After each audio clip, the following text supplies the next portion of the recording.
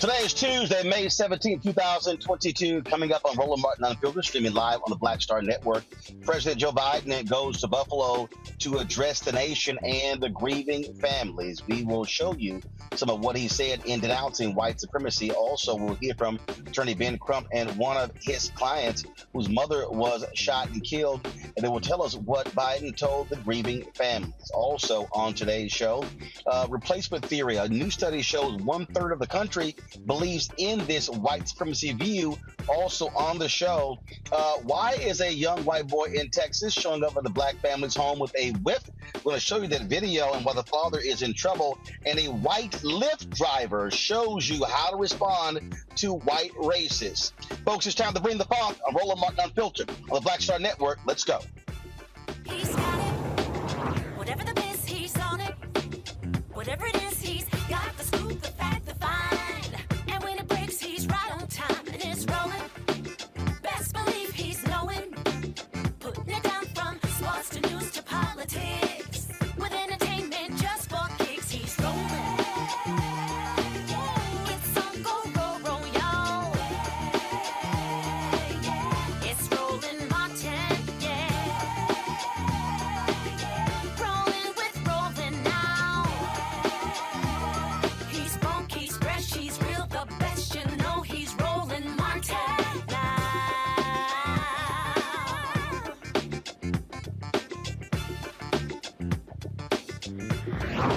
Martin!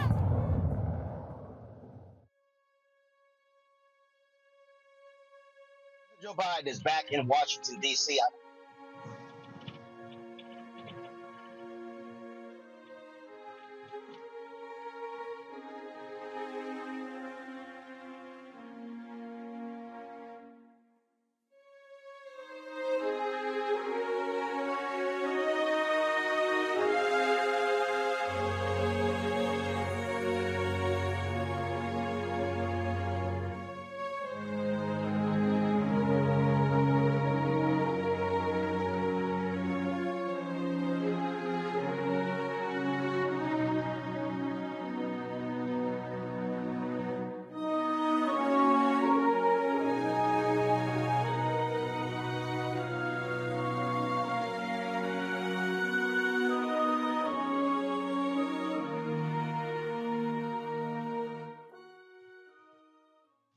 President Joe Biden is back in the nation's capital, folks. I'm literally driving by the White House. Earlier today, he was in Buffalo, addressing, first of all, showing his respect, paying respect to the grieving families of the 10 people shot and killed Saturday in the white domestic terror attack.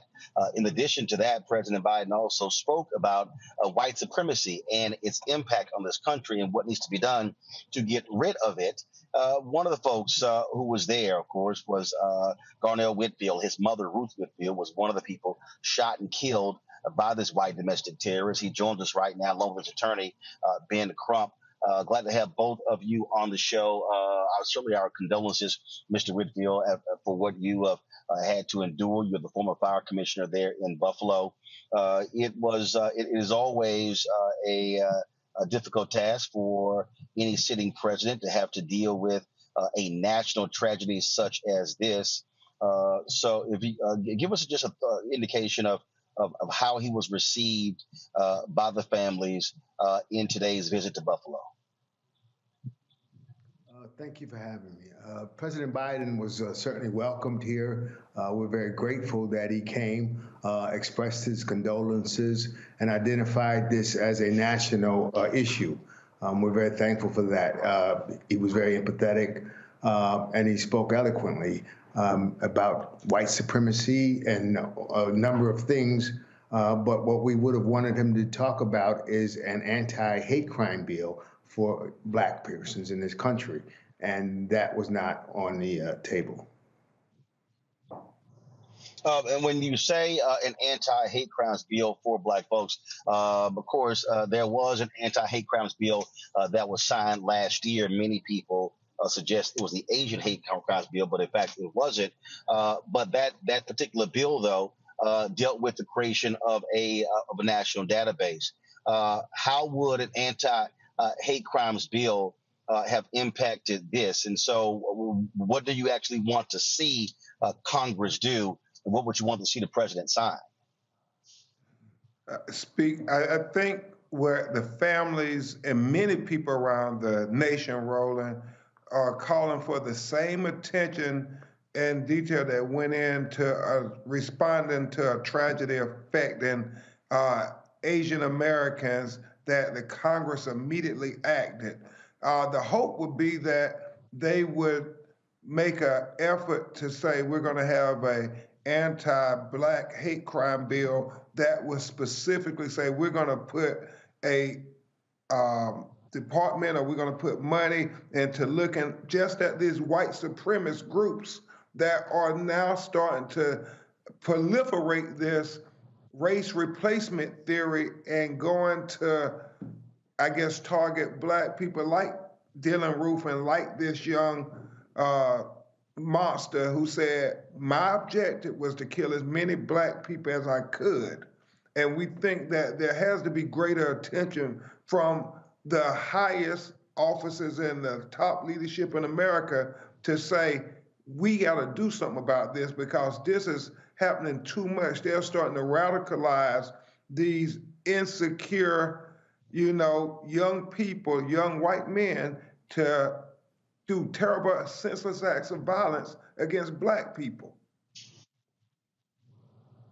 But what you're describing in terms of those resources, that can actually be done without a bill by Congress. You literally can have a shift of resources. And when Trump was there, they actually took money out of the effort targeting white domestic terrorists and shifted towards Muslims. That was an action by that White House. And so this White House can do that.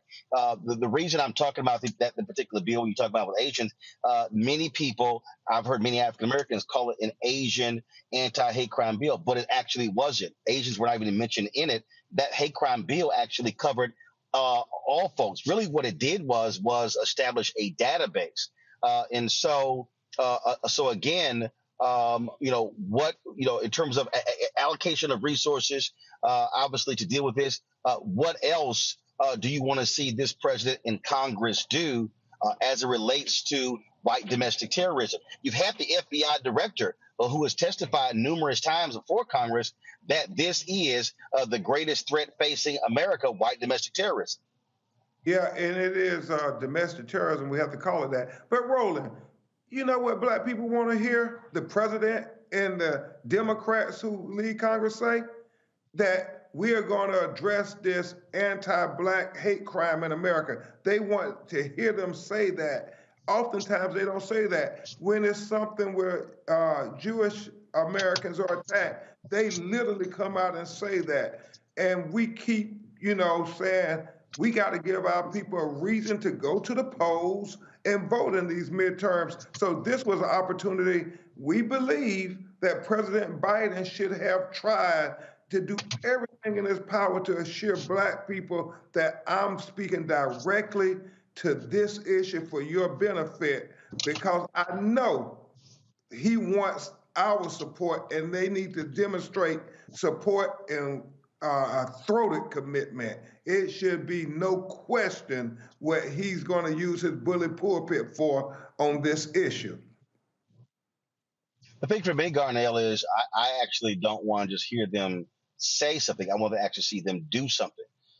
So what else do you and the other family members want to see Congress do, want to see New York State do, want to see Buffalo do?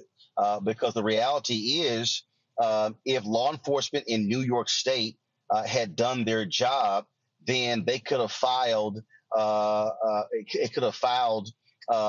proper paperwork that would have prevented this 18-year-old man from being able to access a gun. So part of the issue here is also folks being far more aggressive with existing laws to deal with folks like him. Absolutely. There are a number of laws, as you've referenced, already on the books that are not enforced.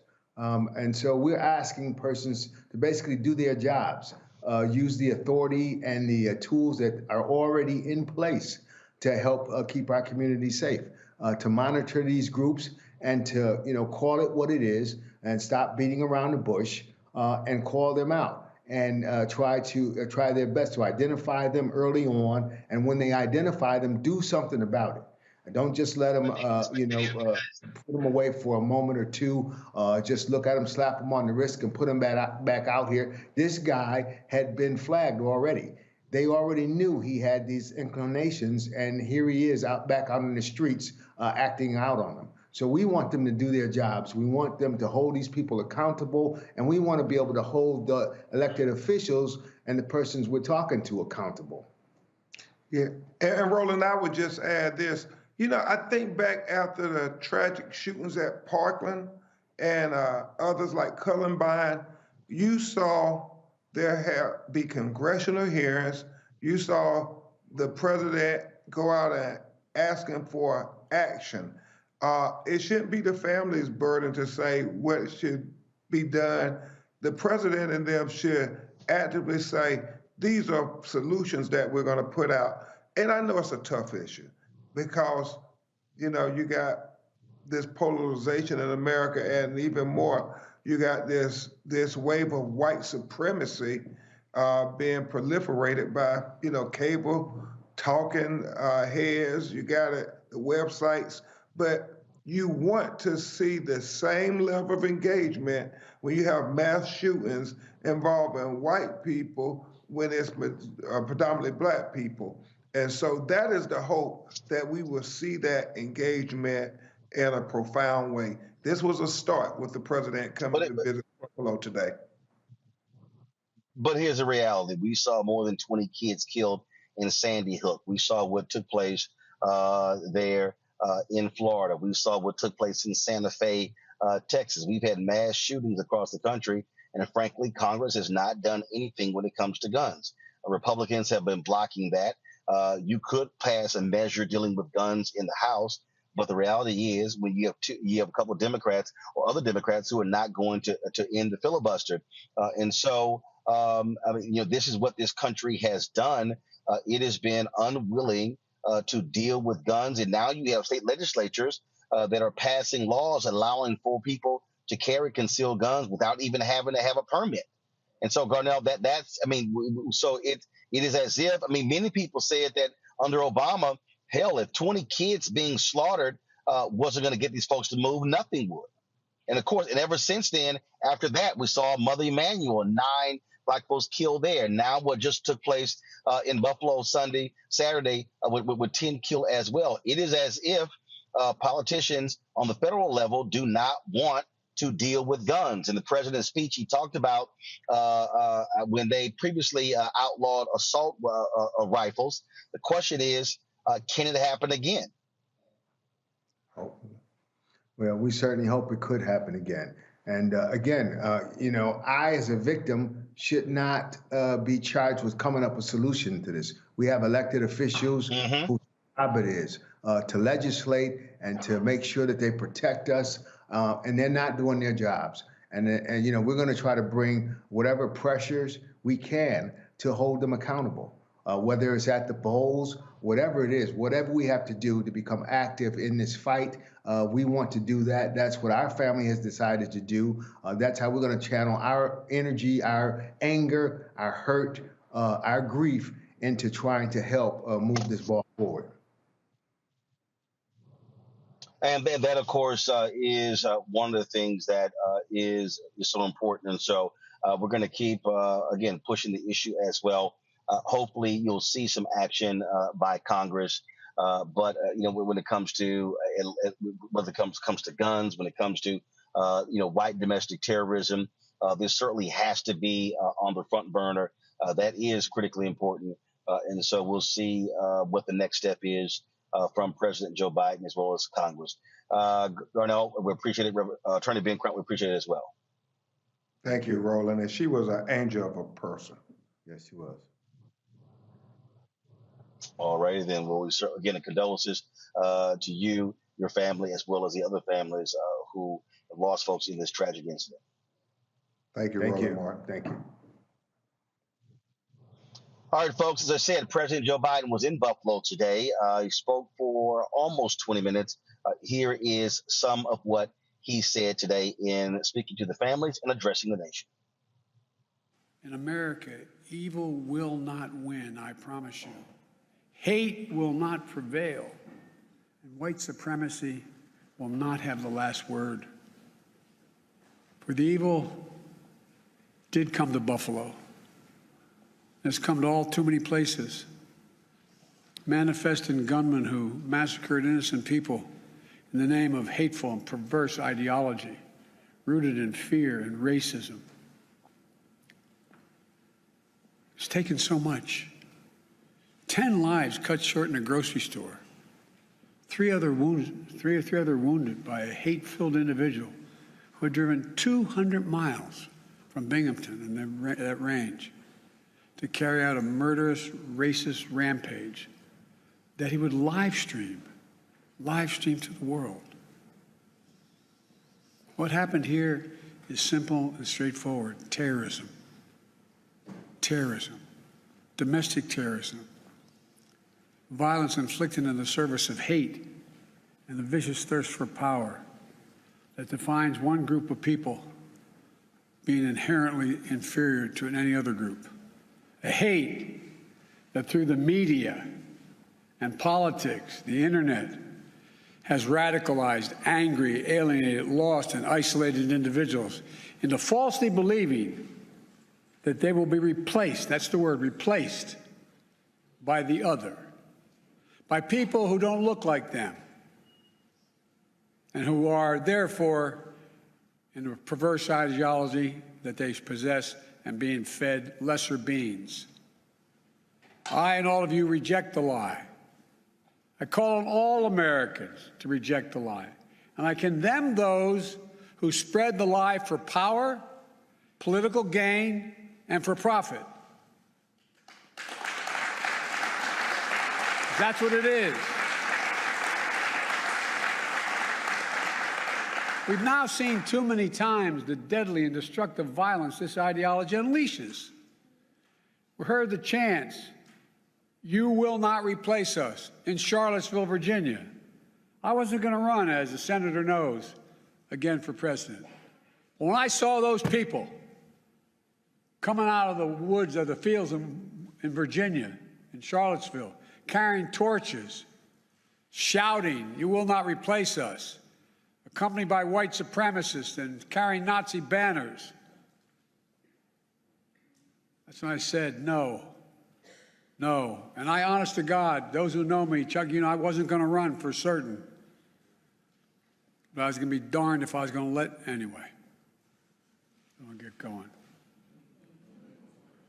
Look, we've seen the mass shootings in Charleston, South Carolina, El Paso, Texas, and Pittsburgh, last year in Atlanta, this week in Dallas, Texas, and now in Buffalo, New York. White supremacy is a poison. It's a poison running through it really is. Running through our body politic. And it's been allowed to fester and grow right in front of our eyes. No more. No more. We need to say as clearly and forcefully as we can that the ideology of white supremacy has no place in America. None.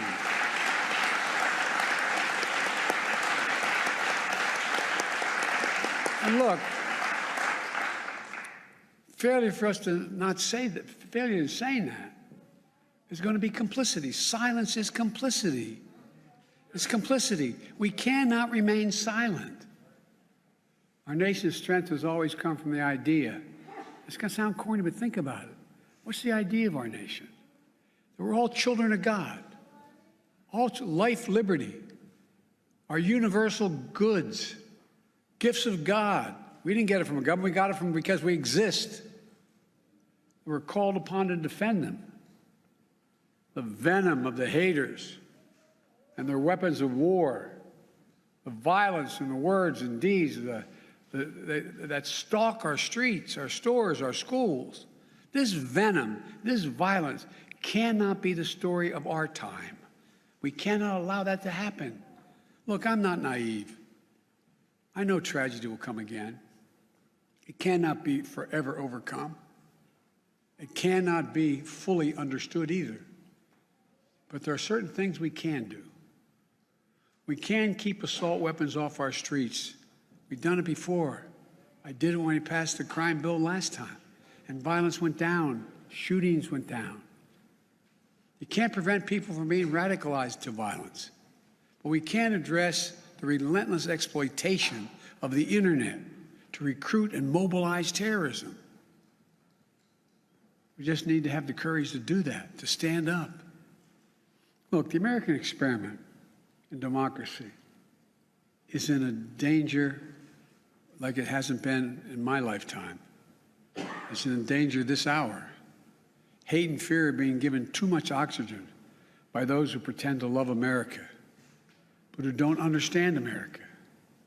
To confront the ideology of hate requires caring about all people, not making distinctions. Reverend, the scripture is seeing that we're all part of the divine. Love thy neighbor as thyself. That's the America I know, that Jill knows. And most deserve the most, look, we're the most multiracial, most dynamic nation in the history of the world. Now's the time for the people of all races, from every background, to speak up as a majority in America and reject white supremacy. These actions we've seen in these hate-filled attacks represent the views of a hate-filled minority. We can't allow them to distort America, the real America. We can't allow them to destroy the soul of the nation. As President of the United States, I travel the world all the time. And other nations ask me, heads of state in other countries, ask me, what's going on? What in God's name happened on January 6th? What happened in Buffalo? What happened? They'll ask.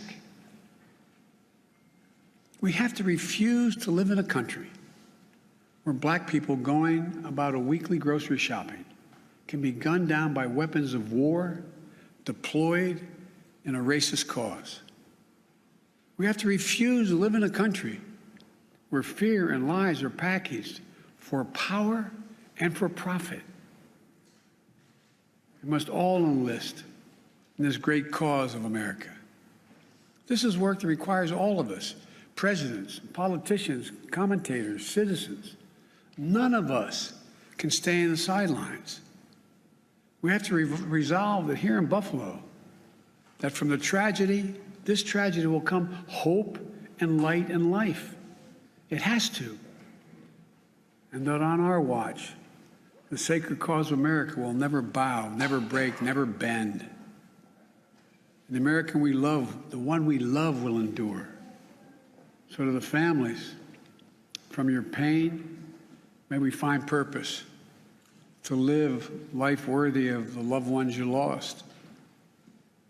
From a hymn based on the 91st Psalm that's sung in my church, may he raise you up on eagle's wings and bear you on the breath of dawn, make you to shine like the sun, and hold you in the palm of his hand. That's my wish for us. We can do this if we resolve to do it. If we take on the haters and those who don't even care, it's just about profit and politics.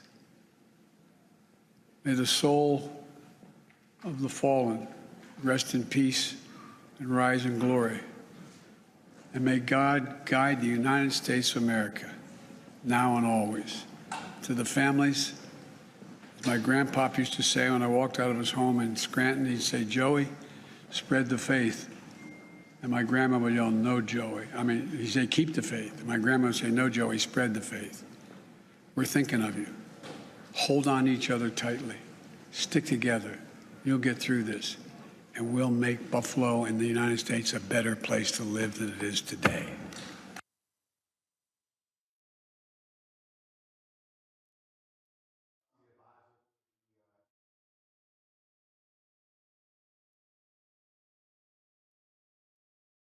Stop for Santiago Ali, former senior advisor for the EPA, Teresa Lundy, TML Communications, Amara Solomon Simmons, attorney, also co-founder of Justice for Greenwood. Let's, we talk about this speech. Obviously, people have been commenting on it, him calling out white supremacy.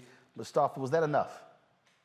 No, it was not enough. I appreciate him going to Buffalo. I appreciate, sharing with the country that, white supremacy, domestic terrorism, white domestic terrorism is real and it's happening. But we also got to get down to the brass tacks. The Department of Justice actually funded a study that came out in February of 2022, which actually talked about mass shootings that were increasing. And they talked about inside of that a number of different dynamics that are going on. We also know that hate crimes are increasing. So what I need to hear from the president is how we are going to increase the resources to the organizations and to the states to actually make sure that we are building real capacity to address this issue. Are we making sure that there are more FBI agents and more folks at the Department of Justice who are actually focused on these issues? And what are the steps that they can share, because I know they can't share everything, to address this? Are we actually also going to deal with these social media platforms and also television platforms that continue to create this fertile ground for this supremacy to actually not just be planted, but to grow, because they water it night after night after night, morning after morning after morning. And then you find individuals who start to believe in this ideology or to grow it out. So I need to hear about how we're going to actually stamp this stuff out. Because if we're not willing to do that, then we're going to continue to see more folks who are going to die because you're actually sending a message that, it's not really that big a deal. Folks will sometimes say the right things, but then when you look at their actions, you can find out if this is truly a priority to be addressed. Teresa? Yeah, absolutely agree. I mean, it's almost to the point of how many times do we have to ask our commander-in-chiefs, our, U.S. senators, our congressmen, to actually stand up and do what they have the power to do, right? I think, as voters and as citizens, we are asking, for change. We're asking for them to really do their jobs. And so, as we even come up to an election, for the primary election, we need to be asking them same things, asking them same questions. Not the day of, not the week before, or not when a tragedy happens, but prior to. So we can see if they are the right elected officials that on day one, they will get it done. DeMario. Completely disappointed. Last year, President Biden came down here to Tulsa. He gave a similar speech that didn't move the needle. He didn't announce any particular policies or processes or resources, Mustafa has stated. He did the same thing here. It's performative. It's a waste of time. I want to hear him talk about doubling the DOJ's budget, as Mustafa talked about, to deal with these issues. I want to hear him call upon the congressional leaders to utilize the 14th Amendment to kick out of Congress those known white supremacists who are in Congress today. They have the power to do it. They refuse to do it. I want to hear him talk about actually going after Fox News and Tucker Carlson and those individuals. And I want to hear him stop saying that this is antithetical to the American democracy. This is what American democracy has always been about: the destruction, the terrorism, the killing, the maiming of Black people. Anti-Black racism is as American as anything else. We have to be honest about that.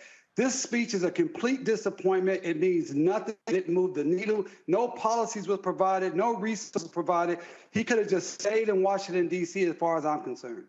You talked about, first of all, he did mention, he did mention specifically media outlets or politicians or individuals who, when you talk about this whole issue of replacement theory, Senator Chuck Schumer did give a speech on the floor of the U.S. Senate today. In fact, sent a letter to the top officials at Fox News, specifically calling them out. This is what he had to say on the Senate floor. Right, MAGA Republicans argue that people of color and minority communities are somehow posing a threat to the American way of life. This is replacement theory in a nutshell. It is dangerous and a deeply anti-American worldview. It is poisoning minds, people's minds, who spend hours wandering the darkest wastelands of the internet. And let's be clear, it's a message that has also found a special home in several right-wing outlets and on one cable news channel in particular, Fox News.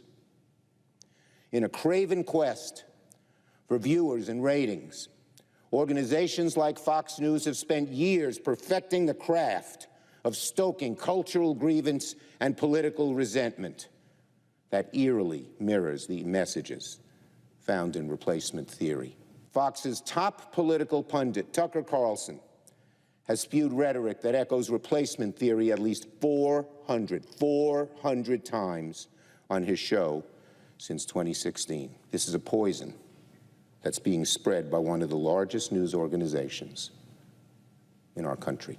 If organizations like Fox News truly want to condemn this weekend's violence, they need to stop spreading ideas like replacement theory on their shows.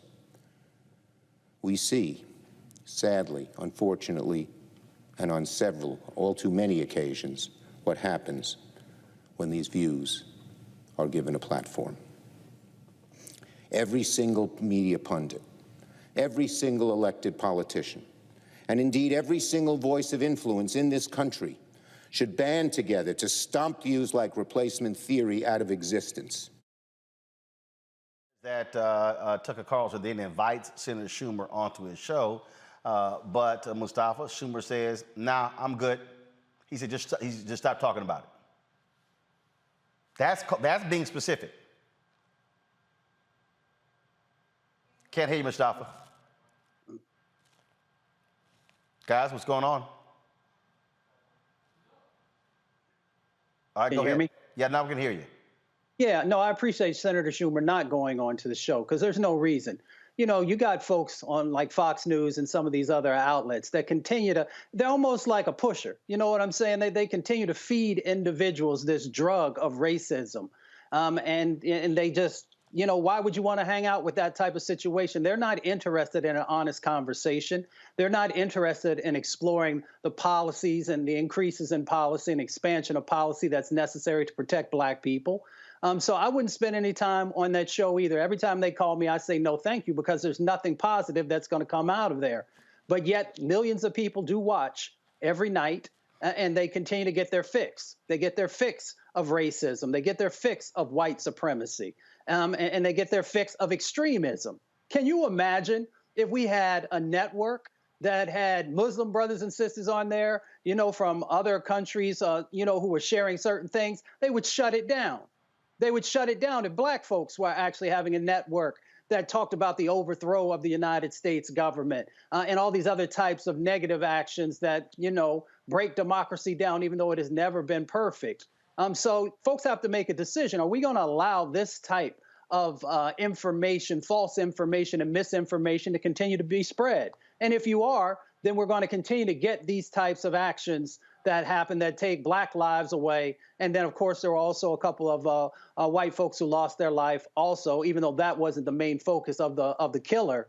They were coming after our folks. So we just got to start having honest conversations about entities that no longer have a place in the 21st century America if we're truly going to be the America that everybody keeps talking about that we can be. I do think it is important, Teresa, to call people out specifically, call out specific politicians. And look, you know, Biden spoke in general, but if he doesn't want to do it, fine. Guess what? Pelosi needs to do it. Schumer needs to do it. That type of action needs to take place. You cannot make racists comfortable. You can't coddle them. You must go after them head on.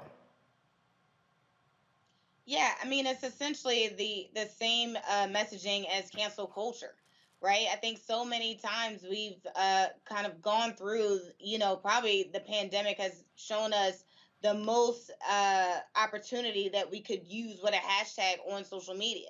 So I think if there is enough voices, enough influence, and enough power that is circulating around this issue, that, you know, the removing of controversial speeches actually take place, then likely we can probably, you know, go back to, you know, some of the talking points that Joe Biden has said when he was in New York about unity and, you know, coming together.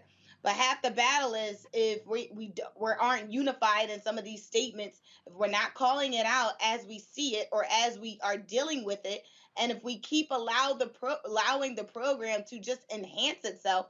Listen, there's been polls that has been given to show, how influential of an influencer that Tucker Carlson is. Right? He went from a nighttime show to now have a daytime show. Why? Because more people want to hear that type of rhetoric, because I'm not sure why, but they're making it convincing enough. So there are analytics, there are numbers, there are data that is specifically watching the turn of events happen. And so if we don't cancel Tucker and the many other mediums, right, it's just not Fox News. We have an entire other, social platforms that are doing the same community forums and blogs and, all these digital mediums that are also playing a part. But again, the loudest of the voice is the one that that millions are watching. That a lot of backers, a lot of funding is behind it. DeMario, again, you got to call folks out, and you got to be specific in doing it, and it has to be consistent, specific and consistent. And it needs to come from the top. And yes, Schumer, Pelosi, it needs to come from President Biden. But here's the same man that last week was talking about he wished he could go back to a time when he was able to have lunch with segregationists. Here's the same man in the speech you just showed us said that this is the worst of American democracy that he can remember in his lifetime.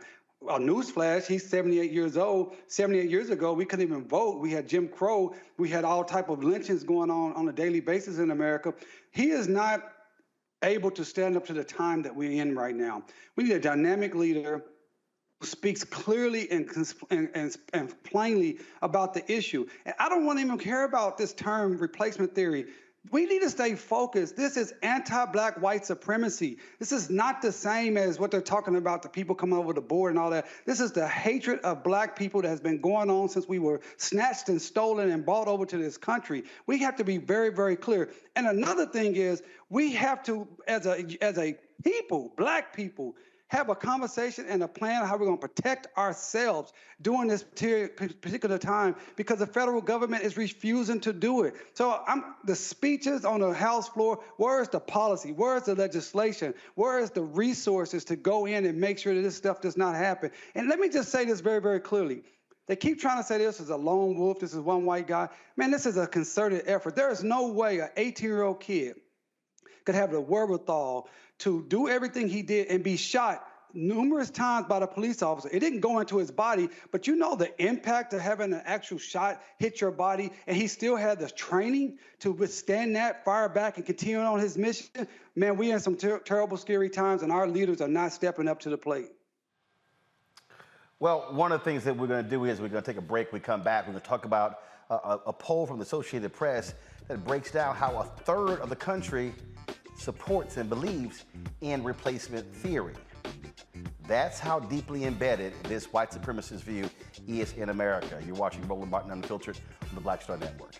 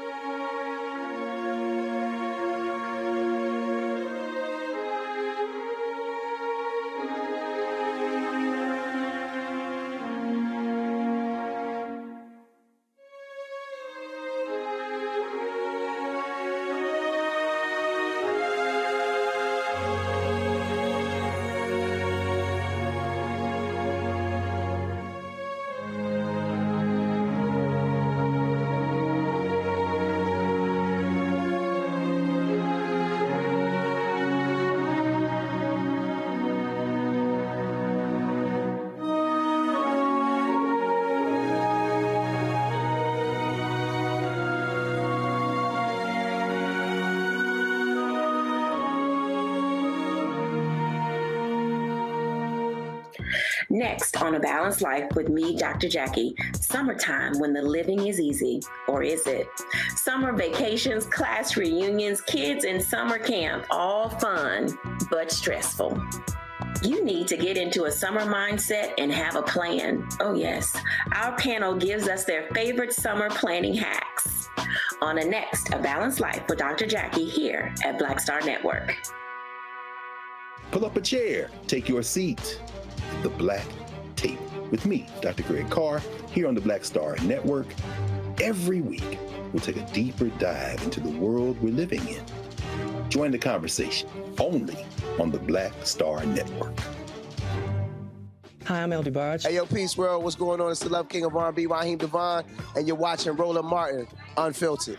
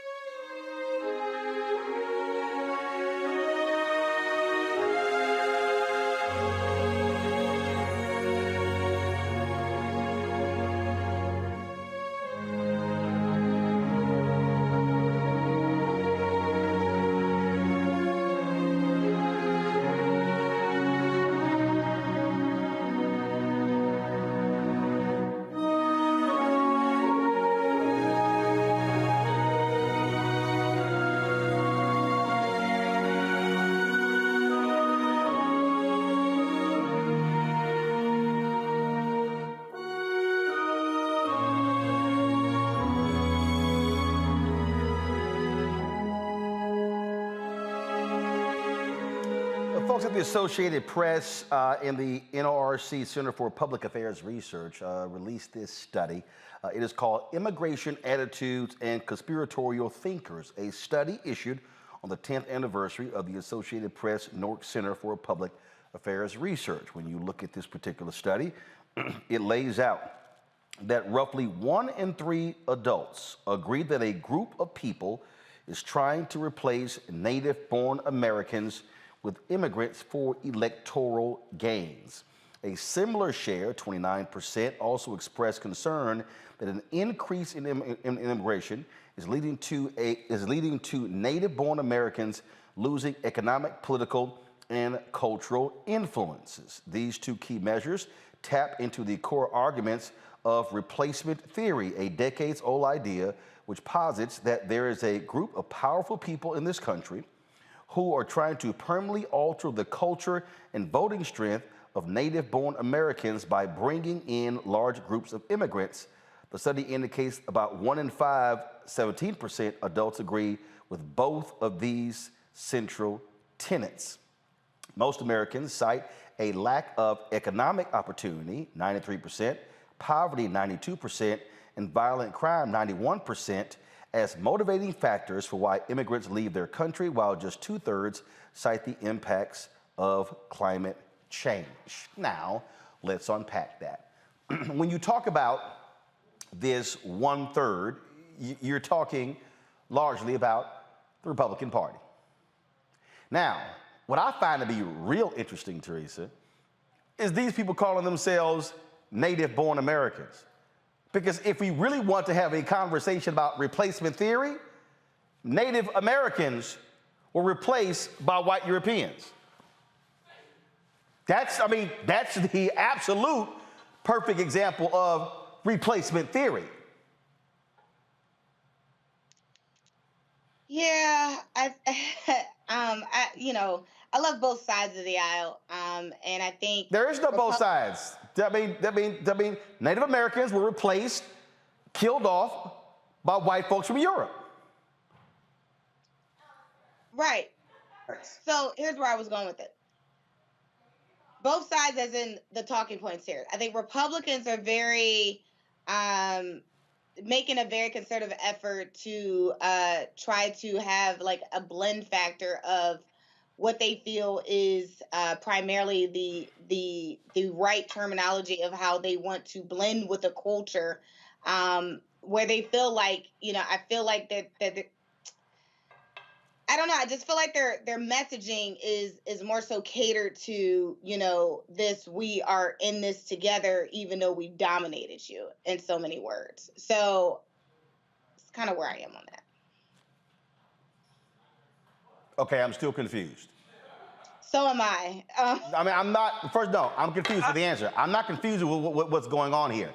What is fundamentally going on here are white folks are saying, this is ours, and we don't want nobody to take what's ours. And what I'm saying is, y'all white folks, you're visitors. You actually took this country from Native American people. That's what actually happened. So the very people who are complaining about immigrants are immigrants. That's why I find this to be utterly laughable, DeMario.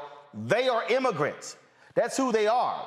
And they don't want to own up to that. And so what they're operating is from a position of, this is our country. Hell, if you really want to start breaking this thing down, okay, if you really want to start just really breaking the country down, a significant part of the southwestern United States was Mexico. If you want to talk about Louisiana and literally middle America, Louisiana Purchase, hell, that was France.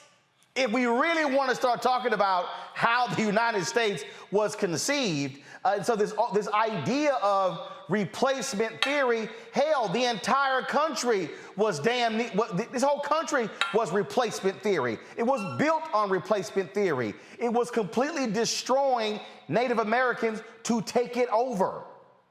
Sorry, I read a history book. I think that's what Teresa is saying. Go ahead, Teresa. Yeah, so I agree with that, but I also think we look at gentrification today, right? Gentrification today is if folks decide to, and again, I guess white people decide that they want to change an area and make it better, they are absolutely replacing, Black and brown people. But they don't call it replacement, they call it improvement. And so some of their talking points is this. Essentially, what is the song that they had to sing in elementary school? This land is our land. It's just like, it's not, going back to Christopher Columbus. Like we have so much American history that says, yes, we came here, we replaced it, and we've upgraded or we made our claim to it because you didn't realize what you had.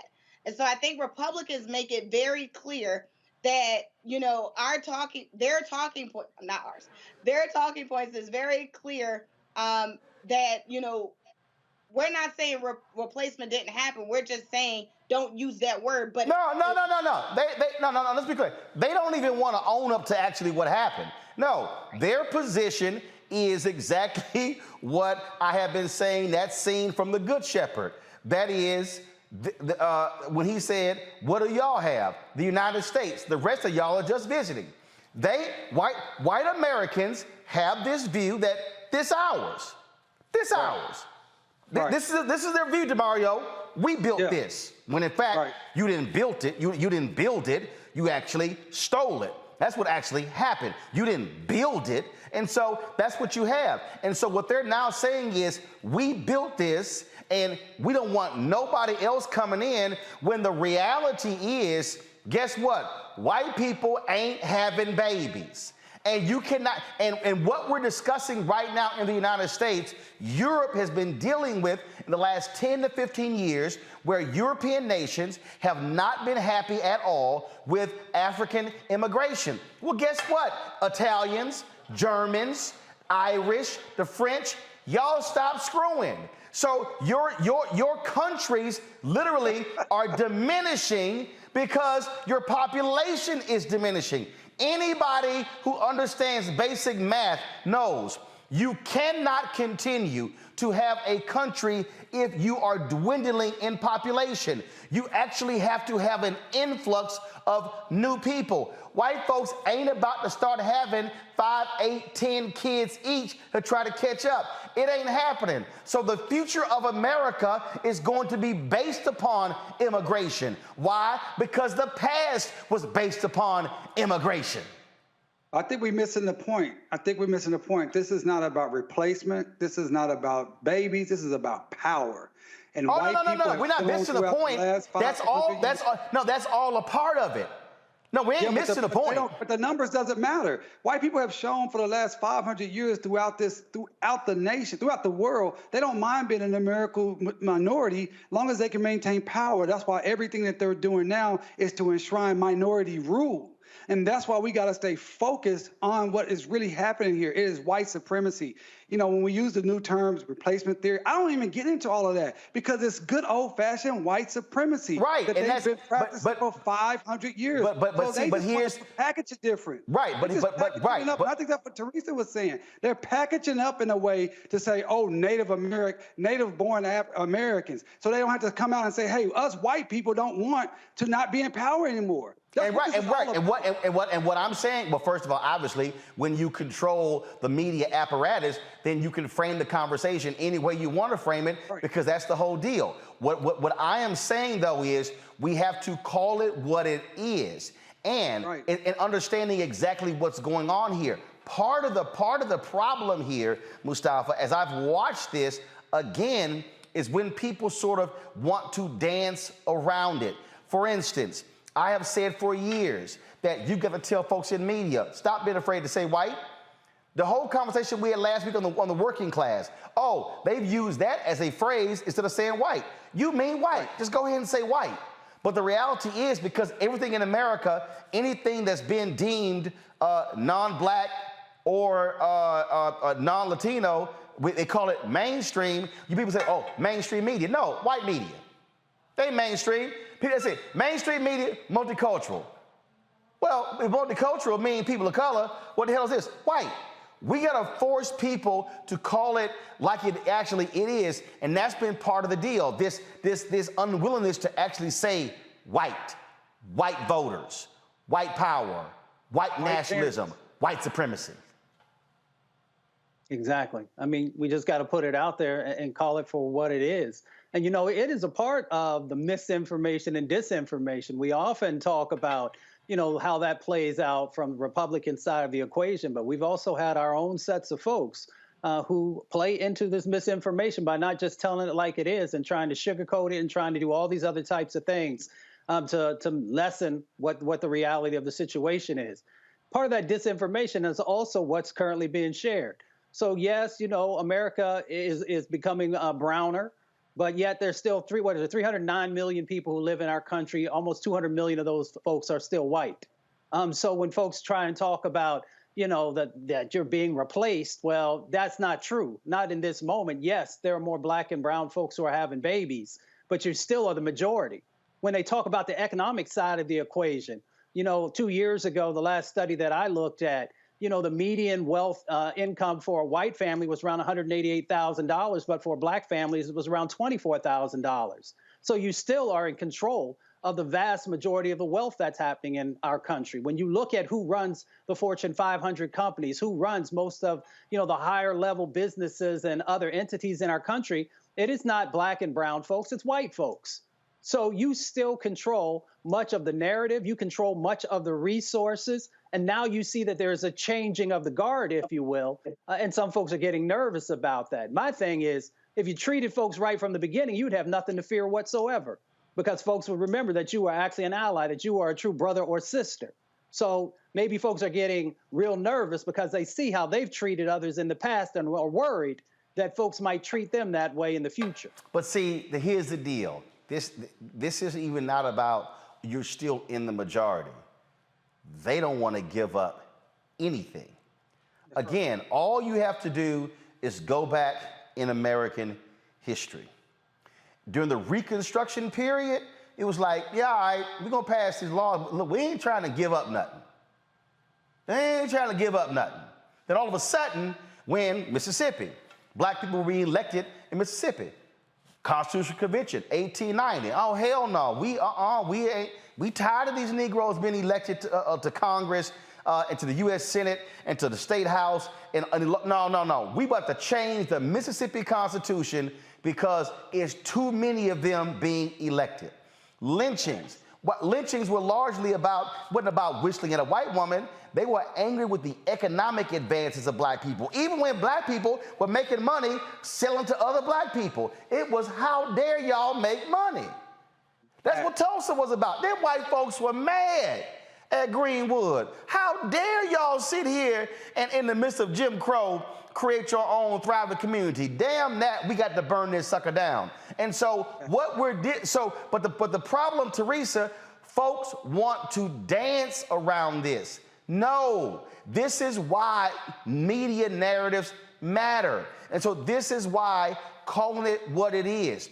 At every juncture, Tucker Carlson has to be called a white supremacist. At every juncture, Fox News has to be called white nationalist network news. And what people should be doing, black people, okay, conscious white folks, Latinos, conscious white Latinos, should be saying to any advertiser spending money on Fox News, how dare you support white supremacy? Not this whole, oh no, don't put the ads on Tucker show. No, don't put the ads on a whole damn network. They should become pariahs. That's what should happen. But see, I'm not sure if folks really want to go that hard. Right. And likely not, because, I mean, essentially, if you have someone like Tucker Carlson with the amount of influence and the amount of followers and just, you know, resources available, you know, to make those type of statements and make those type of theories, that means somebody in the back end and higher office at Fox News actually believe in what he's saying. So they keep elevating him. They keep giving him a platform. And they're like, hey, don't go too hard, but just go enough so we make our point very clear and watch the results.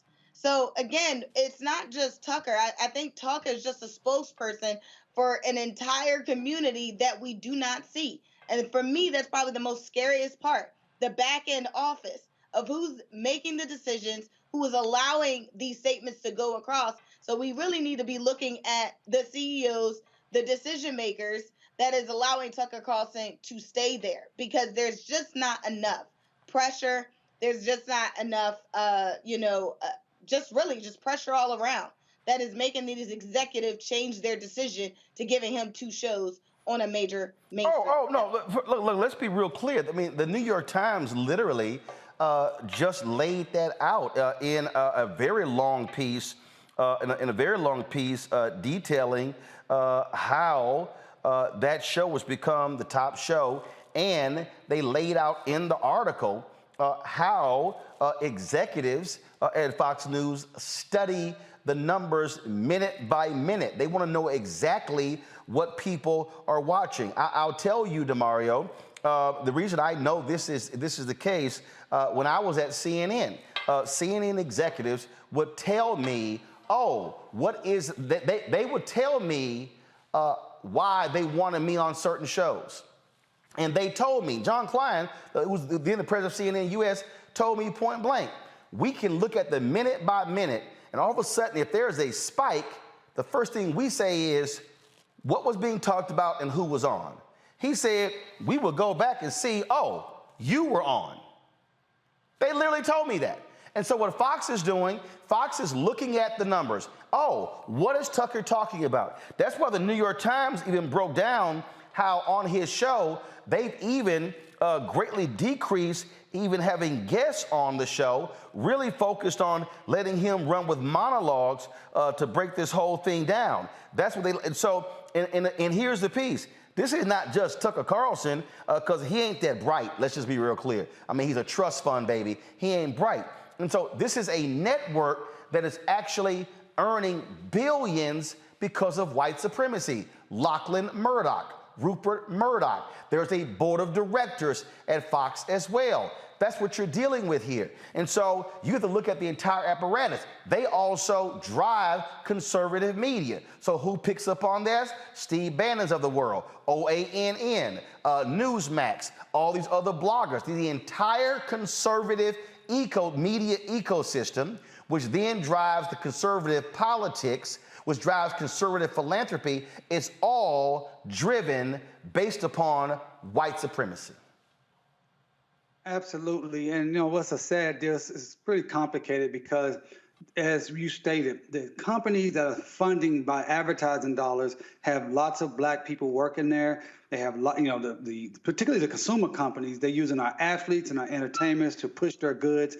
And we're so intertwined into this system that it's very difficult for us to stand outside and really understand what are our unique, specific interests that need to be taken care of. So it's very difficult for people who have a big position, we call them exceptional Negroes, Roland, at these corporations and say, hey, make a decision. Say we're not going to actually provide any more advertising dollars to Fox News. It's very difficult. But again, I want to go back to our elected leaders. But hold on. Hold on, let me finish. Wait. The reason I don't want you to move off of that, because you left out something. What's that? Mustafa, do you have cable news? Yes, I do. Teresa, do you have cable news? Yes. Demario, do you have cable news? Through Sling, yes, I guess so. You're paying for Fox News. Automatically. Here's what people don't understand. More than 50% of a cable network's revenue comes from subscription fees. Every single month. So here's the deal. If Fox News is, let's see here. I'm going to pull it up here. I'm going to show you so you can understand. Let's see. How much does Fox News get per subscriber? That's why there's something called Unfox My Cable Box. Okay? Now we're not talking about people who are paying for Fox Nation, $5.99. What we're talking about is how much they're making. So this is a 2020 daily cost story. And what people don't understand is that Fox gets what's called carriage fees, meaning if Fox is in, let's say, 90 million homes. So here it is. This is Angela Caruso. This is a tweet that he actually sent out, and this is on March 30th, 2020. So this is what it says. MSNBC gets 33 cents per cable subscriber, okay? So that means that if MSNBC is in, let's say, 100 million homes, okay? That means that MSNBC is getting 33 cents for all 100 million every single month. And let's say the carriage agreement is a 5 to 7 year carriage agreement. That means that MSNBC is going to get that money every single month for 5 to 7 years. CNN gets anywhere between 70 and 90 cents per month per cable subscriber. Fox News gets more than $2 a month per cable subscribers. So if Fox News, and when you say carry, what I mean by that, people watching, that means Xfinity, Charter, that means Comcast, Verizon, AT&T, all of the cable systems in America. That means that if they're getting $2 a month, Fox News, from money that you're paying, that means that when you pay your cable bill, $2 of your cable bill is going to Fox News every month. So for everybody who's watching and everybody who's on this panel, if you are paying for cable news, you are actually funding Fox News. So if they are in 100 million homes, that means that Fox News is receiving $200 million a month in cable subscription or carriage fees. That means that they are receiving more than $1 billion a year. We ain't even talking about advertising, solely from cable fees. That's why there are people out there who are saying, unbundle cable, who are saying, I want to be able to drop Fox News from my system. That's why when DirecTV dropped OANN, they lost it and they got pissed off. Why? Because 90% of the revenue of right-wing, crazy, deranged, OANN were derived from the cable, from the carriage fees AT&T were paying them by carrying them on DirecTV. So the reality is, it's not just the advertisers. If you're paying for cable, you are funding Fox News. Now, DeMario, go ahead. Well, you just taught me something there. I don't have cable, so I'm glad I'm not paying. No. You actually do. If you check your system, if Fox News is on your Sling TV, the monthly fee that you pay, some of that money is going to Fox News. I don't know if they're there. I've never watched them, but I will say this. I want to get back to our elected officials. You asked a question earlier. Should Chuck Schumer, he decided not to go on Tucker Carlson's show. I think he should have done that. He should have went on there as a white leader and talked to the people that Tucker Carlson talks to on a daily basis. It doesn't matter what Tucker Carlson says. It's about the audience to get on there and to go into the lion's den and tell these folks what they're doing is wrong and that he's going to do something about it. Because at the end of the day, as consumers, we could try to boycott, we can say unbundle us to Fox, those things. But we have elected leaders that we've elected. They have power that they're not utilizing. I'm tired of seeing them give speeches and tweets, make legislation, fight for it. Even if it goes down in flames and it doesn't be voted out of committee or whatnot, still fight for it. File lawsuits based upon, the 13th Amendment.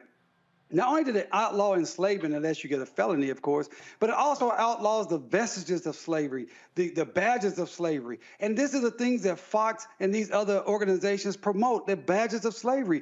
File lawsuits on them. If we lose them, that's okay, but still fight. Again, get these non-white supremacists out of Congress. The 14th Amendment, I believe it's Section 3, gives the Congress the power to do it. Yet, the congressional leader, Nancy Pelosi, she's last week quoted the video. We saw it. I saw it. I'm sure you saw it, Roland. She's saying, no, we need a good, strong Republican Party. Why? We need strong people that want to be good for the American people, give us health care, education, access to jobs, and keep us safe. Not necessarily if they need to be Republicans or Democrats. That does not matter. These people have shown that they don't care about America, democracy. They care about power, period. Now, this is where I agree. Where I agree with DeMario, I do believe in taking the fight to where they are. And that is, Senator Schumer should have said, sure, Tucker, let's go. Let's go. See, y'all got to understand, Fox News don't call me. There's a reason. Oh, there's a reason. I can tell you right now, several people who've gone on Tucker Carlson's show. Jason, University of Maryland. Jason actually is on Tucker's show a lot. Jason told Tucker like, I don't think he likes me. Jason said, no, invite him. Y'all, Laura Ingraham, Sean Hannity, Tucker Carlson, they're like, no, we ain't inviting him. We ain't inviting that one. Because see, I need everybody to understand, when Roger Ailes started Fox News, Roger Ailes positioned the network to where his anchors never lose. So what they would do is they wanted a black foil. So y'all remember how they would always have a new Black Panther party on? And they would always complain about the new Black Panther? Well, they were the only ones who was booking the new Black Panther party. They were using them as a foil to drive their agenda. And so their strategy, and I'm not calling anybody who's gone on Fox, I'm not calling you weak, but I'm trying to explain to you how they book. They purposely don't want strong black voices. What they want is they want black voices who are going to either be combative or be weak and not engage them and go to war with them with words. And so that's what they do. And so if you all of a sudden, you too strong, don't invite her back. Because see, their whole deal, they want to make black people look incompetent. They want to make black people look crazy, deranged, loud, yelling, screaming. What they can't handle is when someone comes on and is providing a level of facts. That's why Kennedy, libertarian, she ain't gonna call Roe. None of them gonna call me. The only Fox show that I've done more than once, I did Bill O'Reilly's show several times before I went on CNN. Megyn Kelly had me on her show because after when Roger Ailes fired, they were gonna give her anything that she wanted, and she's like, put on Roland Martin. And then they had me on several times. But I'm gonna show you what they do.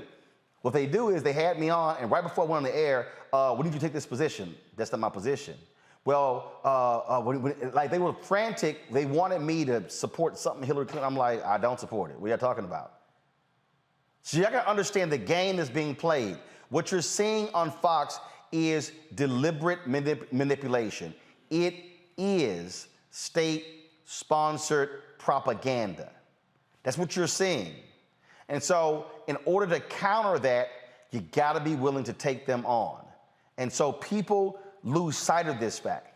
And so that's what and understand, they drive Republican politics. Iowa, Grassley, Mustafa, he literally said during the confirmation hearings, the only goal in opposing Judge Ketanji Brown Jackson was to get on Fox News. He said it. He literally said it. And so we just have to understand what we're up against.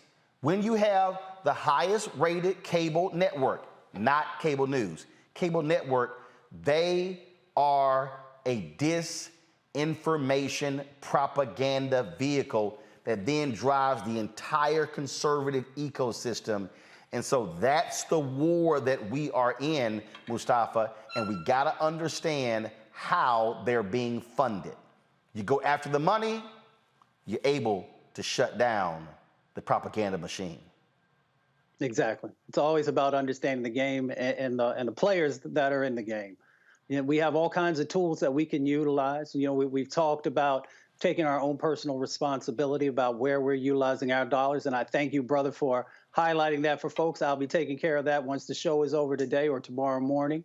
We also got to understand that we got to hold the FCC accountable for them making sure that they're doing a better job because they have an enforcement branch. Except they don't have power over cable. They only have power over the broadcast. They don't have, the FCC only regulates broadcast, not cable. Right. Yeah. And I was speaking in the broader context of all these different media forms that are out there, you know, whether it's on the radio or a number of others, that we need to be taking a comprehensive set of actions to address what's going on. And then, of course, the advertising aspect that we talked about. But it comes down to understanding the game and understanding what their ultimate goal is. And we've been talking about power. We've been talking about money. And we've been talking about also how they're trying to make sure that they institutionalize the Republican platform, you know, and all the things that happen inside of our country. DeMario. Well, again, I mean, I'm a broken record on this deal. We just got to use our everything we can to push our elected leaders. I want to see civil rights organizations. I want to see black business organizations. I want to see black athletes putting pressure at the top. President Biden, he's the president of the United States of America. He came to Tulsa last year for a centennial. He made promises that have not been kept. He talked about hate, and hate can never win. But hate is winning right now because hate has always won in America. White supremacy has been reigning supreme. Only the times that we've beaten it back, we've been very specific when we had very strong leadership from the top. I always say this, that the greatest president to me in the history for black people was Lyndon Baines Johnson. And many reasons why he did what he did, but he was very clean, clear, and concise about what he was trying to do and the positions he took. We need that from the top. We need the president to call people out by name. We need the president to call upon congressional leaders to get out, to kick out the white supremacists out of Congress. We need the president to, hey, if the FCC doesn't have the jurisdiction over cable news, then, hey, we need a bill for that. Let's utilize the tools that we have. We need the Department of Justice White Supremacy Task Force to have double their resources, Triple their resources. Sue these people out of existence. How can you have Confederate History Months? I mean, listen, this is ridiculous. We got Confederate History Months going on right now in Mississippi and Alabama, and no one is saying anything about that from a federal level. This is ridiculous. We are dying each and every day because we lose focus on these leaders and they refuse to do what they can do. Do what they can do. That is my mantra tonight. Well, again, I need our people to understand. You got to understand the battle that you are in the midst of if we're going to wage this war. And so that's what has to happen. And so this is why, and now people understand. And I really now hope people understand how I've walked through this thing, why I'm so adamant about fighting for advertising dollars for Black-owned media, why I'm so adamant about having independent Black-owned media. Because, folks, look, y'all, this is what I've done since I was 14 years old, okay? There are athletes out there, they've been bouncing the basketball since they were a kid, and they're now in the NBA. Well, hell, it's the exact same thing. I've done nothing else since I was 14 years old. When you understand the media apparatus, when you understand the game, then you realize what's going on. This is why they are able to drive things. I mean, I'll give you a perfect example, just so y'all can understand why it's important to support this show. And I'm always calling out Mediaite because they do this all the time. They do this all the time. So if you go to their site, so this is gonna crack y'all up. So I'm on Mediaite right now. Okay, switch please. Okay, I'm on Mediaite right now. So this is their top story. Okay, so if you go down Mediaite, so they have all of these stories on their website. And so they have this story right down here that says, CNN reporter says white Americans have to come to terms with their racism. Okay, that's what they wrote. Now, I sent them a tweet and I said, wow, Mediaite, hell, we been said that. In fact, we said it last week. We said it Monday. We had 10 Wise on Friday and Monday. Really? Y'all just figured that out? Now, let me explain why I said that. Because Mediaite, they only pay attention to mainstream media. So when CNN says it, oh, all of a sudden you see a clip. Like, ooh, wow, CNN reporter says white Americans have to come to terms with their racism. We've been ahead of them. Hell, we've been saying that for a very long time. Do you see Mediaite writing those stories up saying, what was said on Roland Martin Unfiltered? On the Black Star Network? Nope. Nope. And so this is how these third-party sites further reinforce what you see on mainstream media. So it's not just we're up against MSNBC, CNN, Fox News, ABC, NBC, CBS, then the whole media ecosystem. Y'all, I told y'all, 3 different publicists. We will be 4 years old on September 4th, 2022. Not a single mainstream media reporter has done a story on our success with this show. And they're not. Not one. Quibi raised $1.5 billion, went out of business in 6 months. Wasn't even profitable. Tons of stories. We can go down the line. Black News Channel, big old piece in the LA Times, big old piece in the Wall Street Journal. They ass bankrupt, broke, was making $8 million a year, spending $25 million a year. We're profitable. We've been growing. We Black owned. No story. Now y'all understand what you're up against.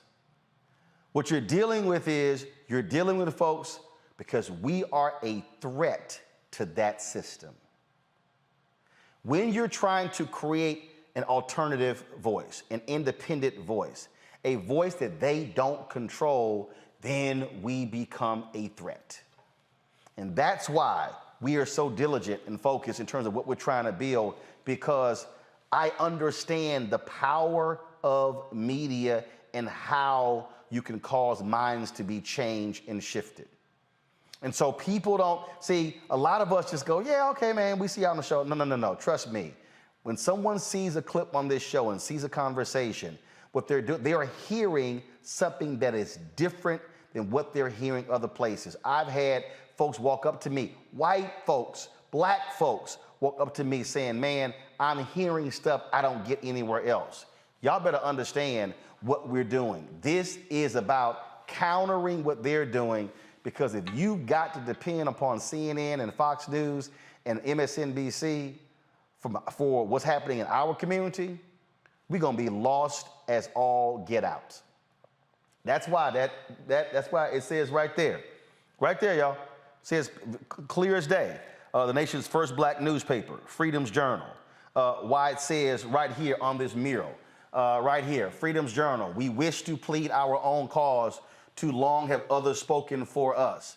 This is in the third paragraph of the nation's first black newspaper on March 16, 1827. This is why we have it in the mural in here. And so we just need you to understand why your support for this show matters, why it matters for you to support what we do. We're going to go to a break. We need you to download the Black Star Network app, of course, all available platforms. Why are we trying to get to 50,000 downloads, 100,000 downloads, 500,000 downloads? Because we completely control it. Yes, we're on, and again, I appreciate y'all giving on YouTube, but y'all, if you give to us on YouTube, we only get 55 cents of every dollar. So if you give us $20, we ain't getting the full 20, okay? They gonna keep 45% of your money, okay? And so the reason we're pushing the app, and yes, we're on YouTube, yes, we're on Facebook, yes, we're on these platforms, but I need to understand, we still are then beholden to what they are saying and doing on the platforms. So if we're able, so right now we've got almost 3,000 people watching live on YouTube right now. Well, if we're able to build the Black Star Network app and have 3,000 to 4,000 and 5,000 watching over there, then we can be able to drive our revenue in a whole different way. And so I want y'all to download the app, tell your friends, tell everybody to do so, because it's important when we do that. Apple phone, Android phone, Apple TV, Android TV, Roku, Amazon Fire TV, Xbox One, Samsung, Smart TV as well. And so please download on all of those platforms. And when I'm telling you how these things are going, I'm trying to show you right now, because y'all think I'm lying. Facebook is deliberately suppressing our numbers. Matter of fact, I'm looking on here. I'm trying to pull it up. Are we even live on Facebook right now? See, I told y'all. Okay, perfect example. I'm trying to look for us on Facebook right now. Facebook is blocking us.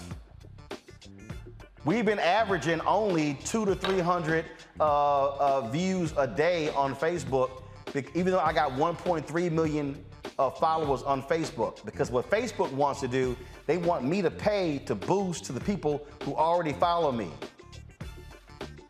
Y'all got to understand the media game. That's what they're doing. And so it's crazy. Yeah, because I was looking, we're not even on Facebook right now. We literally are not live on Facebook right now.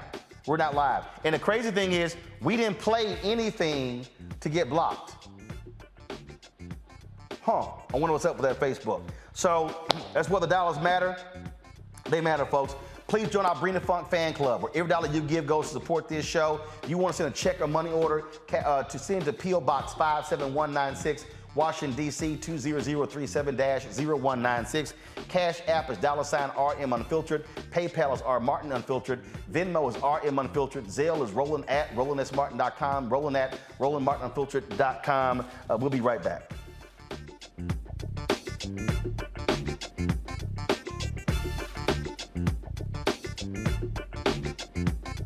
Why is it so hard to see Panther? What deal? Wow. I mean, if you go to Amazon, I think I tried. So I have a collection of That's a hard movie. They charge you $300 on Amazon. I was like, I'm not about to pay no $400 for a VHS copy. What's the deal? Man, it is interesting, Roland. It is the movie they don't want you to see. Power to the people. It's funny, I made New Jack City. You can get it anywhere. Posse, you can see it anywhere. But a movie that says that it is not an accident that we medicated the black communities right around the time when they were getting militant, when you had the Panthers starting to organize, and people starting to vote and march on Washington, we let these communities get medicated. In fact, that comes up in The Godfather, where they say, as long as it stays in the black communities. So we asked the question, they tried to ask us questions. I asked them, the reporters when we did, I said, listen, why is it a 13-year-old boy in the hood can find a way to buy a gun, some liquor, or a church, or some crack, and yet you can't find them to arrest those people? You can't arrest that dealer. Why is that?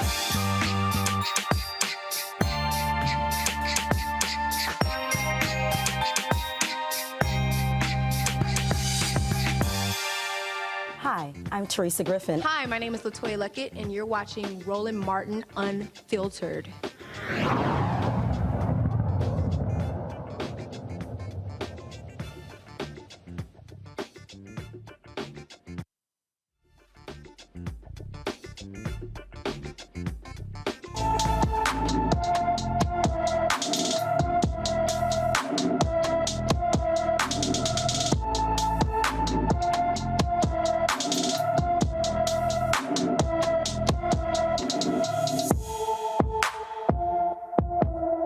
Carissa Curry has been missing from Matthews, North Carolina since April 18th. The 13-year-old is 5 feet 2 inches tall, weighs 155 pounds, with brown hair and brown eyes. Anyone with information about Carissa Curry should call the Charlotte-Mecklenburg, North Carolina Police Department at 704-336-7600, 704-336-7600. In Tennessee, a Knoxville cop lied about his reason for arresting a black college student. And last August, Trinity Clark was tackled, assaulted, and left topless by Officer Joseph Roberts. This is the video right here, the arrest video. Go ahead and run it. I'm going to talk over it, folks. Trinity Clark was charged with 6 criminal charges, including a felony charge of evading arrest. After reviewing the evidence, a judge dismissed all of the charges. Judge Tony Stansberry called the incident disturbing. The former officer, Joseph Roberts, faces criminal charges in an unrelated case where he's accused of lying about starting a high-speed chase that ended in a crash, injuring 3 people. Look at this video. Bruh, move! My titties are out, bitch! Move, bitch! I'm not fucking playing, bruh! Titty, just chill. I don't got no shirt on, no. We fucked up.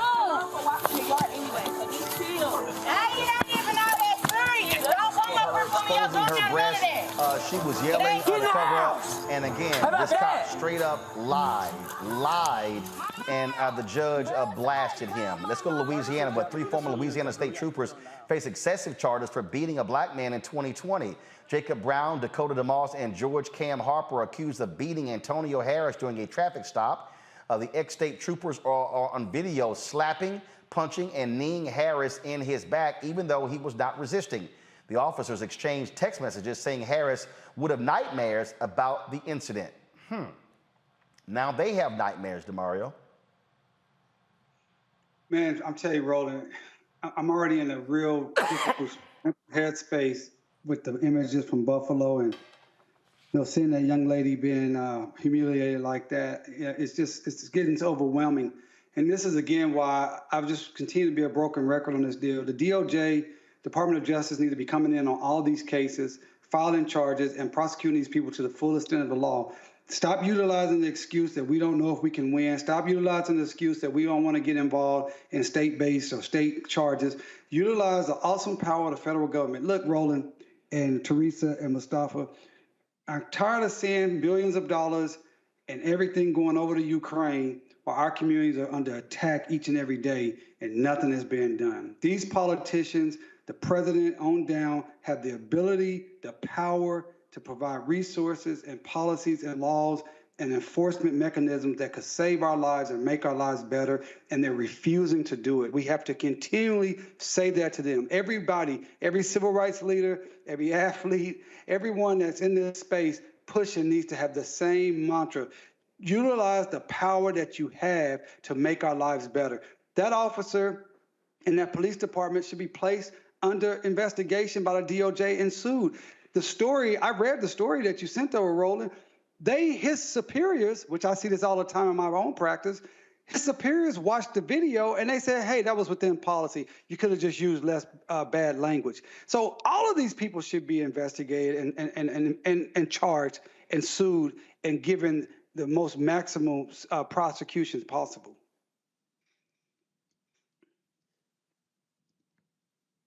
Can't hear you, Roland.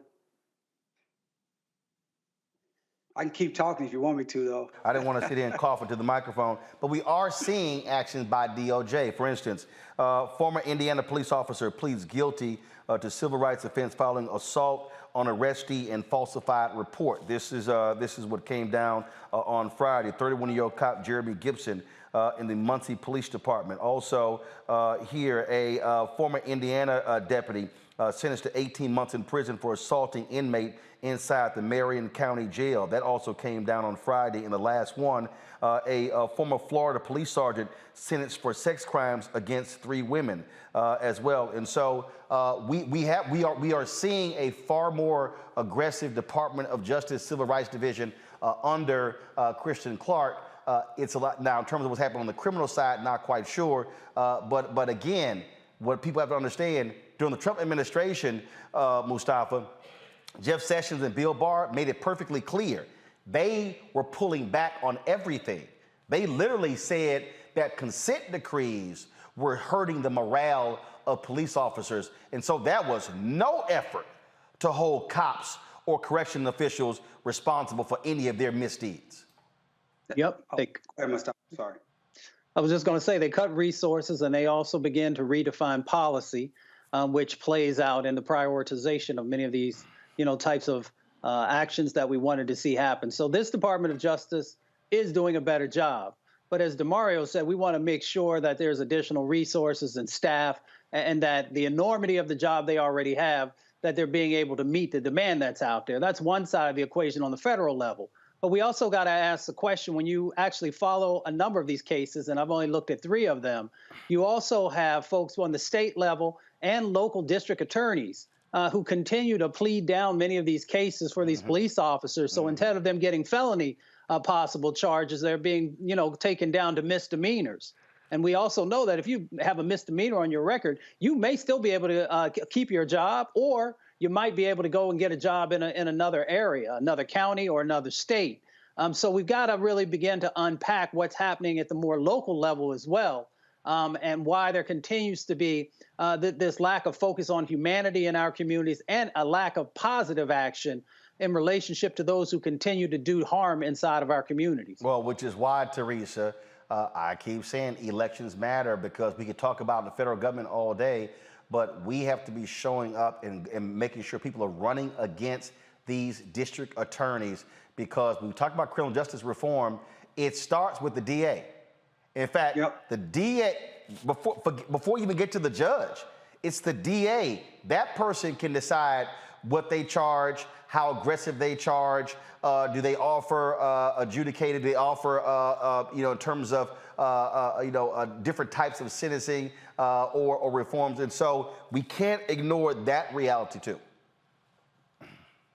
Yeah, because if we keep ignoring the reality that district attorneys that are in that position in order to do their jobs, in order to protect the community, I kind of look at the district attorneys as, the first line of defense for communities, for Black and brown communities. So if there is an issue, yes, we're calling the cops, but then we're looking for justice. And justice seekers are looking for our district attorneys to stand up. And a lot of times we're just not getting that. And I also believe it's a part of the team. There's not just one district attorney without a staff of other counsel that is leading some of these cases. So picking the right team members who are on the same agenda as a district attorney is also another result in getting some of those cases to where it needs to be, as in justice served and justice delivered. So, again, I'm also going to get back to the same point that you hit on, Roland, where elections matter. And again, today, before the polls close in Pennsylvania at 8 p.m., we now are, again, trying to vote. Well, not district attorney this time, but we are voting some very, elections that are serious on the local and state level. And so, a lot of the things that people have been asking about, We've been asked about, more economic impact, more criminal justice reform, more equality, more fairness. And we can't do that if we don't go vote. So I'm hoping that the voter turnout has been high. But again, we just can't keep complaining. We actually got to start doing something. And the power of the pen really does lie with the people. Indeed. All right, folks. Damari, go ahead. I was going to say one thing. I always talk about the federal government. Remember, I'm in Oklahoma, and it's as red as the red states. It's been Trump for 25 years, and black people are only 7% of the population. So that's one. And two, I just wanted to make the point that, yes, the DOJ is doing better now, but it went so low. If it's at 5 and it goes to 0 and then you take it to 2, yeah, you're doing better, but you didn't even get back to where it should be, let alone getting to where it really needs to be. So that's the point I wanted to make. Well, actually, I mean, I think this DOJ is probably even being more aggressive than the Obama DOJ. Well, absolutely they are, because I mean that's a whole show we can do that people want to talk about. The Obama administration was. I mean, I'm just going to say it. It was not the transformative administration that we all stood in line for, campaigned for, like I did, you did, and we were hoping we were going to receive. It simply was not. And the best example of that is the election or the appointment of Merrick Garland to the Supreme Court, and not an African-American female at that time. All right, folks. Well, you know what time it is. No charcoal grills are allowed. I'm white. I got you, huh? Illegally selling water without a permit on my property. Whoa! Hey! You don't live here. I'm uncomfortable. Well, if you want to understand how white domestic terrorists are created, all you got to do is look at this story here. A woman on Instagram named Carissa Nash posted this, quote, "This kid comes to my door with a whip looking for my 9-year-old daughter, then puts a big-ass scratch on our Audi. The police came out and tells us it'll work itself out since he's moving soon. So when my husband got home, we went to talk to him about the damages done to our vehicle. The dad tells the son to say he's not there. A couple of minutes later, he finally comes to the door with the gun. He almost shot himself and his daughter standing behind him, SMH. Here's the video.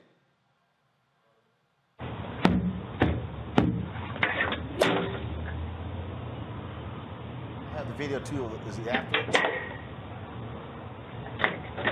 Little boy, you better get your ass from off my porch beating on my door like this. I will call the police. You need to leave. Don't you ever beat on my goddamn door like that. Go. Your son beat on mine. I need to talk about these damages to my car. Your son, let me show you the video. If you come outside and talk like an adult, then maybe we can figure it out. Coming outside with it. I'm trying to have a conversation with you. Coming outside with Yeah, because I saw the way you started walking up on me. We've already had beef before. We have it on video. All right, get off my property. Seriously, get off my property. Someone came over here with a fucking whip. Bring his ass over here again. Please. What the fuck happened? You have a gun. Come over here on my side and see what the You fuck have a- Fuck out of here. Fuck you, nigga. Bring your motherfucking ass outside without the gun in. No, baby, get back. Oh my God. Oh my God. Well, the boy's father, Brian Thomas Brunson, has been charged with deadly conduct for reckless discharge of a firearm. And you wonder how these white domestic terrorists grow up to be who they are. That's how, Mustafa. Comes from the roots. And that's what, when we want to make sure that people understand the true history of this country, the disparities and the impacts that happen, we're trying to root out racism by putting a spotlight on it. And when you see small children, they have to learn these types of actions and behaviors. And it comes from their parents and their grandparents. And when you're not willing to address the fullness of what's actually going on, then racism is going to continue to find fertile ground in this country, and you will see it move from generation to generation to generation. And that's why in this moment, something has to change. Teresa. Yeah, you're absolutely right. Racism isn't, something you're born with. It is something learned. The kid looked no more than 12 years old and bold enough to, know what is right from wrong and what is white privilege. And essentially, I'm not sure where you got that whip from. Looked like it came from the bedroom. But nonetheless, he did use it as a weapon. And then for the, for the father to not even have, the audacity to just respectfully have a conversation with the parents about their kid, it tells you the type of parenting. So outside of the charge, DHS needs to make a house call to ensure that not only that kid is safe, but he's getting the right attention where he needs to, get some counseling for his type of behavior. DeMario. Well, from a legal standpoint, this is something that we see all over this country, but Texas is, as you know, Roland, that's your home state. You don't have to have a license to have a gun, and it's a stand your ground state. And so even trying to sue this parent into the door with a gun, I don't know if it's going to go anywhere because of what I just named. And then from a practical standpoint, it really highlights the difficulty we're living in this country.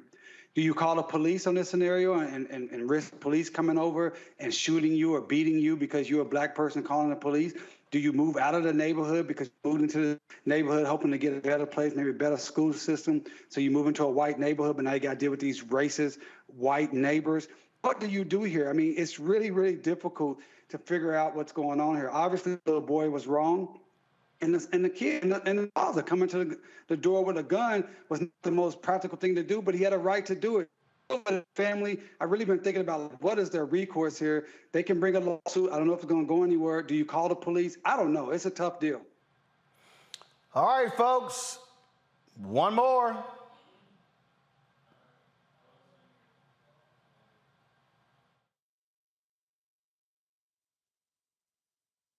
No charcoal grills are allowed.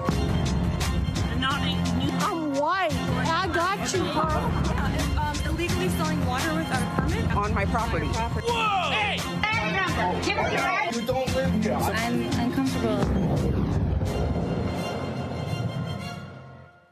All right, then. If you want to know how to respond to white racists and you're white, this is how.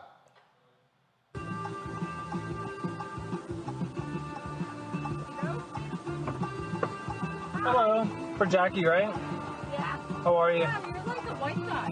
What's that? Are you like a white guy? Excuse me? You're like a normal guy. Like you speak English. Sorry. No, you can get out of the car. I'm gonna cancel a ride. That's inappropriate. What? It's completely inappropriate. If somebody was not white sitting in the seat, what would be the difference? Are you serious?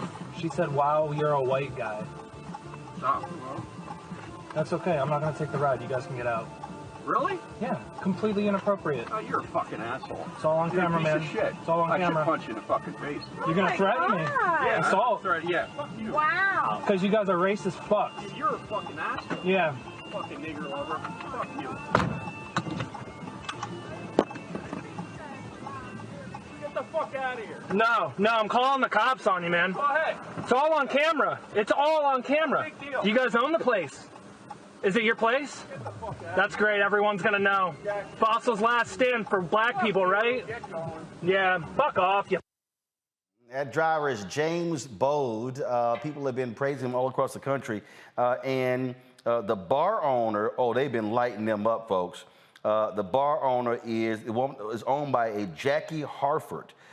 They have shut down their website and their Facebook page, and she deleted her personal page. Folks have been filling up reviews regarding this bar, and they have been exposed for being the racists that they are.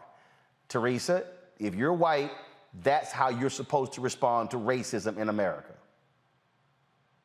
Absolutely. I even, one of the messages I got from it was, just even the interaction, like, oh, wait, the driver's white? Like, he's not supposed to be white in a driver, right? He's supposed to be someone of color that is in that position, because it's like maybe a below position. So I got that theme out. But again, again, people are listening. White people are listening, and they're taking action, and I love it. This is the type of, action that gets you invited to the cookout.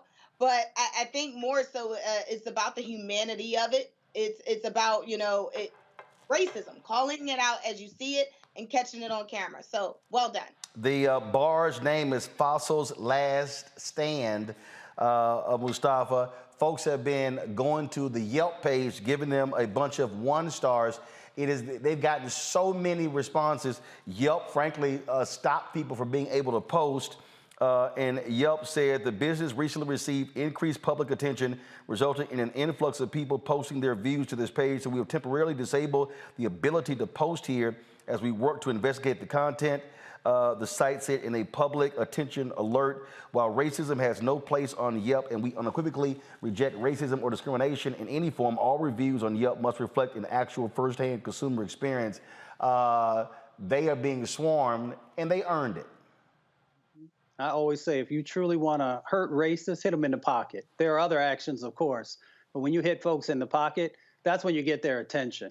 And the other part of it is, again, thank you to that brother for standing up. True allyship means that even when there's no black folks around, that you're doing the right thing, that you're calling out injustice, and that you're pushing back and standing up. So I appreciate that. I hope that can be, a lesson and a blueprint for other white brothers and sisters who say that they are allies for our community, of how they will handle actions in the boardrooms, in the streets and the suites.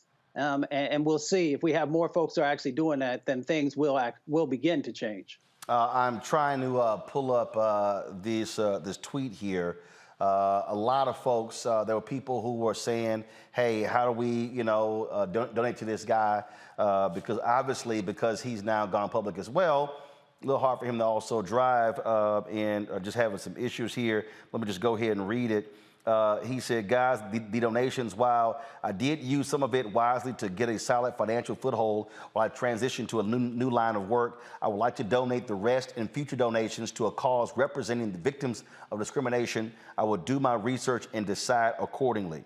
And because, in fact, early on when people were responding, first of all, I think he's added about 40,000 plus followers in the last 48 hours since the story went public. And then I'm looking at one of the tweets, because earlier when they first started, he basically said, hey folks, this is what you're supposed to do. This is how you're supposed to respond to Mario. Yeah, I mean, again, this is what we've been talking about all day. When you use the power that you have. The power that he had was say, no, I'm not going to allow you to ride in my car. And he used that power. That's what we want our elected officials to do. That's what we want our leaders to do. Use the power that you have. And the individual that called him a quote unquote nigger lover, he needs to be charged with that is a hate crime, really, because he's basing it on race. And he threatened him with assault. And that is really deadly words to call a white person a nigger lover. We know what that means. We know many white allies have been killed, have been beaten because they were, quote unquote, a nigger lover. So I'm so glad that was on video. I appreciate that brother showing what it means to be a real ally. And I hope President Biden and Representative Nancy Pelosi and all other congressional leaders can look at that, because we know what allyship really looks like. It looks like that video. And it does. All right, folks, got to go to a break. We come back real quick. We're going to give you some updates on some election information. Of course, primaries are taking place today. Kentucky, Pennsylvania, North Carolina, and we'll give you some of that when we come right back on Roland Martin Unfiltered on the Black Star Network. I'm Deborah Owens, America's wealth coach and host of Get Wealthy. Let me hit you with a few numbers. African Americans spend 9 times the amount on ethnic beauty products, and yet only own 1% of the beauty supply stores. It's an $18 billion industry. On the next Get Wealthy, you're going to learn and hear from a woman who's turning this obstacle into an opportunity. We literally take you from A to Z on all of the things step by step you need to have in place to open and run a very successful beauty supply store. That's right here with me, Deborah Owens, host of Get Wealthy, only on Black Star Network. We're all impacted by the culture, whether we know it or not. From politics to music and entertainment, it's a huge part of our lives, and we're going to talk about it every day right here on The Culture with me, Faraji Muhammad, only on the Black Star Network. Ha ha ha ha. higher. Hey, I'm Antonique Smith. What up, Lana Well, and you are watching Roland Martin Unfiltered.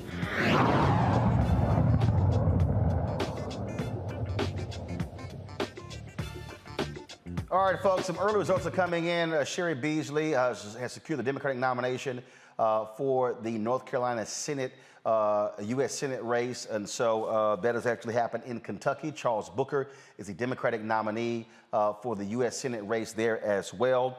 We are waiting to see who is going to win the Democratic nomination for the United States Senate there in Pennsylvania. Lieutenant Governor John Fetterman has been leading in the polls. He's had some significant health issues, announced a stroke on Friday, and they announced today that a pacemaker and defibrillator were being installed in him today. And so that's what's going on there. You also have, on the Republican side, Kathy Barnett, who is a Republican. The Republicans have been going after her big time. They're afraid to death because she's been going up in the numbers and is opposing, of course, Dr. Oz, who Donald Trump endorsed. And so we're looking at this race, a number of these different races. One of the races we're also looking at, Erica Smith, who is trying to get the nomination when it comes to for the position vacating by, of course, G.K. Butterfield, and so we're looking at that race as well. Also, early returns, Madison Cawthorn down 11 points in early returns. That's, of course, the crazy, deranged Republican who has been acting a fool, and so we're watching that race as well. So there's a lot of different races we're watching. We're going to have a full report for you folks tomorrow right here on Roland Martin Unfiltered, unpacking all these different races. You're there in Pennsylvania, Teresa. What are you seeing? What are you hearing? Yeah, you know what? It's been a very interesting time. Like I've probably have been just so grounded with some of the folks that are working on some of these campaigns for U.S. Senate. Philadelphia, and especially Pittsburgh, is I was not even a battleground state, but we are the highest population right now in terms of getting votes. So, you know, everybody's kind of just been encouraged people to get out the vote. They've been pushing the mail-in ballots. But it does look like Fetterman will come out on top. You know, I know he's had some health issues, but he's been polling great. His folks are still on the ground while he's, you know, been underneath in the hospital, but it looks good. And yes, folks are really, you know, nervous about Kathy Barnett. You know, the African-American woman, you know, I know she was a part of the insurrection. She bought some buses. She went up there and said she was protesting, but she's giving people a run for their money because she is saying the right conservative talking points. So I think those two are really something to look at. And of course, we have a whole bunch of statewide races with a whole lot of Working Families Party and progressives. That is something that we absolutely need to take a look at because it looks like the Working Families Party / you know, also a Socialist Party is also trying to make their way into Pennsylvania politics. And good. Go ahead, Mario. I said good. We need more parties, and socialism is not a bad word. We've gotten so tied up in this whole system of governance that have enslaved us, brutalized us, exploited us for 500 years. We need something new, period. Mustafa, final comment.